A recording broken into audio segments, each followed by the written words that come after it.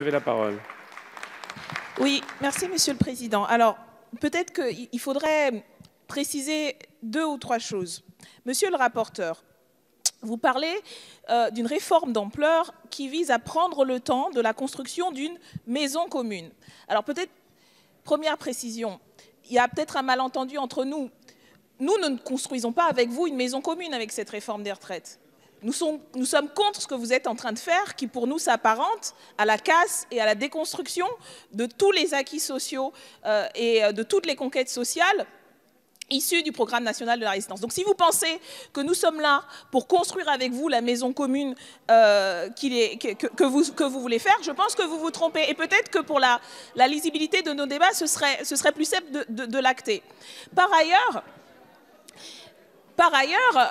nous sommes dans notre rôle parce que nous pensons qu'il faut reconstruire, renforcer à partir du système existant autrement. Et nous sommes contre les plans que vous avez, si on veut reproduire cette métaphore. Et ce que nous constatons quand nous voyons les plans que vous proposez, c'est que vous dites aux gens on va commencer à construire, signer en fait le plan de construction sans savoir qu'est-ce qui va être fait, sans savoir à quelle enseigne, si je puis dire, les uns et les autres seront logés.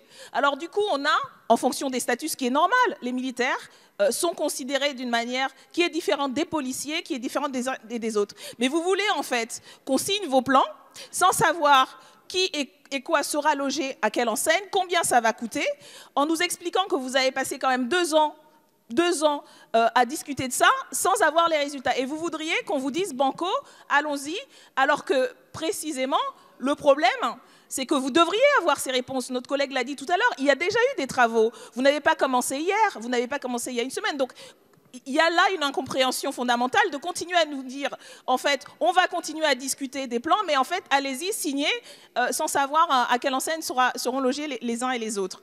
Et par ailleurs, Monsieur le ministre, vous parlez des engagements du gouvernement et que ces engagements valent. Mais elles valent ce que vous voulez bien qu'elles valent. Nous ne prenons pas pour argent comptant, justement, ce que vous pouvez déclarer. Parce qu'on en a entendu des engagements, des déclarations. Et malheureusement, l'expérience des 2 dernières années montre que nous n'avons pas de raison de croire à ce que vous dites. Et je crois que nous ne sommes pas les seuls, d'ailleurs, parce que les sapeurs-pompiers continuent à être mobilisés parce qu'ils ne croient pas à la valeur de vos engagements.